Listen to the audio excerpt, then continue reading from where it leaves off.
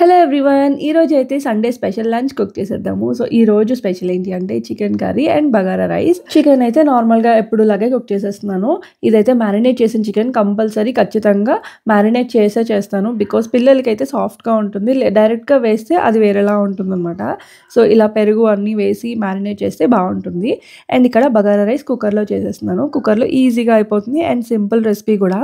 Mutton అయినా, chicken అయినా ఇలా బగారా రైస్ ఒకటి చేసుకుంటే ఫ్లేవర్డ్ రైస్ లాగా కాంబినేషన్ అయితే చాలా బావుంటుంది. ఫస్ట్ పుదీనా ఆయిల్‌లో ఫ్రై చేసుకుంటే ఆ ఫ్లేవర్ చాలా చాలా బావుంటుందనమాట నార్మల్‌గా వేసే కన్నా.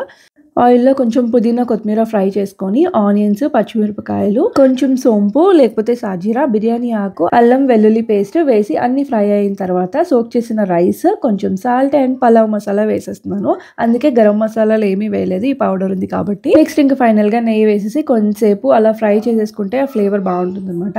దెన్ తర్వాత సరిపడా వాటర్ వేసేసుకొని కుక్కర్ లిడ్ క్లోజ్ చేసేయడమే. నాకైతే ఈ కుక్కర్ తీసుకున్న దగ్గర నుంచి ఇలాంటి వంటలు తొందరగా అయిపోతున్నాయన్నమాట. మామూలుగా ముందు యూజ్ చేసేదాన్ని కాదు కుక్కరు. బట్ ఇది చాలా బావుంది. అండ్ నాకు ఇండికేషన్ బాగా నచ్చిందనమాట. అండ్ ఒక పక్క చికెన్ కర్రీ అయితే రెడీ అయిపోయింది. అండ్ ఈ కడాయి కూడా నేను చాలా సార్లు రివ్యూ ఇచ్చాను. నేనేదో ప్రమోట్ చేయట్లేదు. బట్ నేను చాలా యూజ్ చేస్తున్నాను కాబట్టి రెగ్యులర్‌గా అందులోనే కుక్ చేస్తాను. అండ్ ఈ ఇండికేషన్ నచ్చింది. అండ్ ఈవెన్‌గా మాడిపోకుండా కుక్ అవుతుందనమాట. సో, నాకైతే బాగా నచ్చింది. అండ్ పక్కన చికెన్ కూడా అయిపోయింది. బగారా రైస్ 2 ఈక్వల్ టైమ్‌కి అయిపోయాయన్నమాట. చాలా క్విక్‌గా అయిపోద్ది ఈజీగా. స్టీల్ కదా మాడిపోదు. ట్రైప్లై బేస్ కాబట్టి అండ్ క్విక్‌గా కూడా అయిపోతుంది. సో, ఈరోజైతే లంచ్ ఇది. సో, నాకైతే రివ్యూ ఇస్తున్నాను. చాలా బాగా నచ్చింది 2 విజిల్స్ కూడా. నేను ట్యాగ్ చేస్తాను చెక్ చేసేయండి. సో, మళ్ళీ నెక్స్ట్ వీడియోలో కలుద్దాం. అంతవరకు బాయ్ బాయ్. Take care.